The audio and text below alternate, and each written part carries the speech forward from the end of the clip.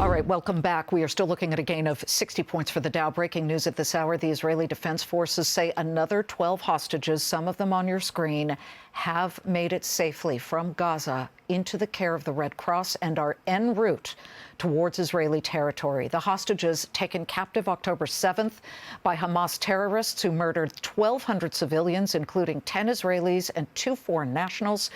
This release comes as part of the temporary ceasefire that was extended by 48 hours yesterday. This, as new reports say, Qatar, Egypt, and the U.S. and Israel are continuing talks right now to extend the truce for an additional 3 days if Hamas releases 10 hostages per day. Also, as part of the discussion, is a potential new deal to release men and IDF soldiers who are being held hostage in Gaza. Meanwhile, in just a horrifying development, the IDF announced that Hamas has transferred 2 baby hostages and their parents to a different terror cell in southern Gaza. This apparently happened last night. The 2 children, known as the Reds for their red hair, are 4-year-old Ariel and 10-month-old Kafir Bibas, and their parents, Yarden and Shiri, are with them, at least.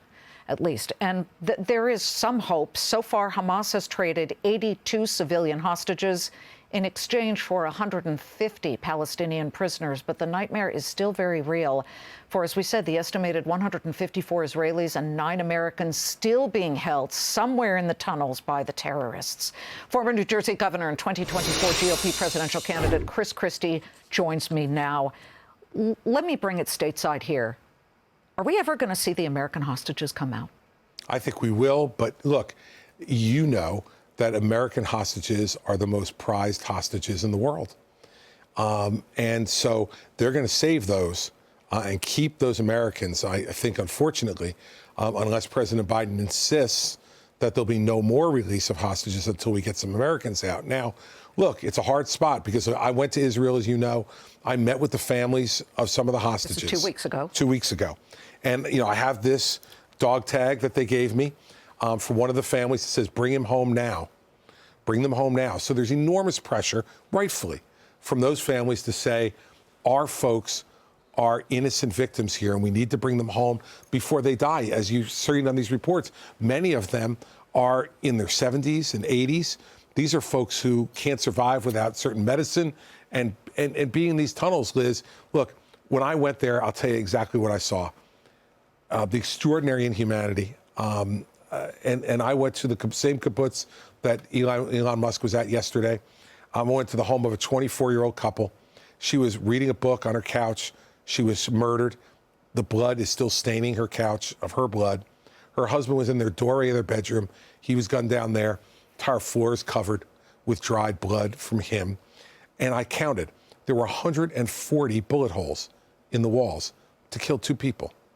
This shows people who are joyful in their inhumanity. So how do you deal with them? If you were president right now, what is the administration doing right? What are they doing wrong? And is there something we need to just cut to the chase to and get tougher, except that you see the hostages being released, and that's a good thing. So it's very difficult. It is, because Hamas plays on the fact that the United States and Israel treasure human life, and Hamas has no regard for human life.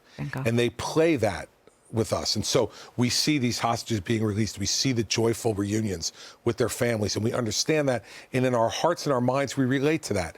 Look, I think that we have to make very clear that this is not going to be a permanent ceasefire, that we stand by Israel continuing the war against Hamas and to eliminate this. Look, the kibbutz that I went to was 600 yards from the Gaza border. That's home to many people who have evacuated there now because of the danger. How do we say to those people, you can go back to your homes and rebuild until that Hamas threat is eliminated? And I think if you're the prime minister of Israel, you can't do that unless you stand up and say, we're going to continue this. And so this is fine as a pause for the humanitarian purposes we're talking about.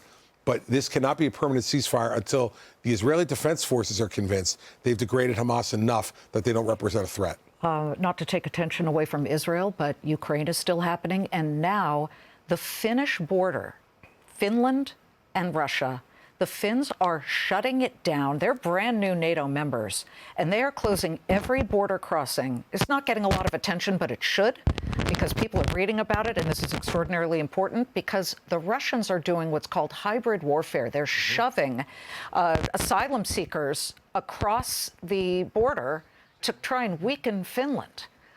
Where do you stand on what's going on with Russia and all of the nefarious activities that they're pulling off? Well, this is why Ukraine is so important, because Russia is testing us, as is China, who is funding this war for Russia by buying Russian oil at huge prices and allowing them to buy more weapons and helping to supply them with more weapons, along with North Korea and Iran.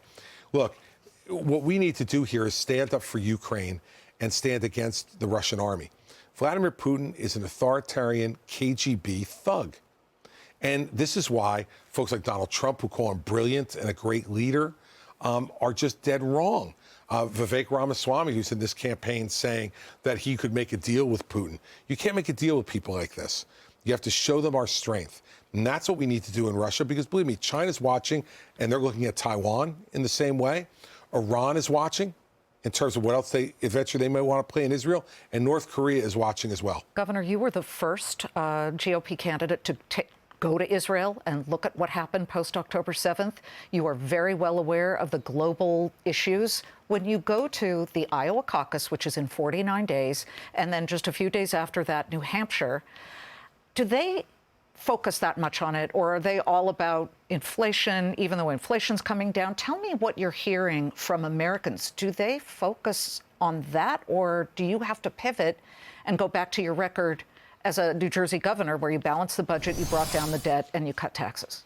Look, I think since Israel happened, I've seen a huge increase in voters' interest in foreign policy. Ukraine, not as much, but with Israel, they're very focused on it. And I think it's because they understand that the United States is indispensable to Israel, and Israel is indispensable to the United States. And so they understand that very clearly. They're supportive of Israel. They want our government to be supporting Israel. And so I've seen a big uptick, Liz, unfortunately, in the last 60 days in people's interest since the October 7th, terrorist attack occurred. They still care about inflation. They still care very much about our border. They still care very much about our educational system. But there's been a big increase in that. And I think it's great that our politicians see that the American people, the real folks who pay the bills, they care about making sure that Israel's protected. It's great to have you. Great to be back. You have to come back before Iowa. We will. That's what we want to get to next. Iowa, New Hampshire, and what happens there and what your plans are. Thank you so much. We'll definitely be back. Thank you, Liz. You got it.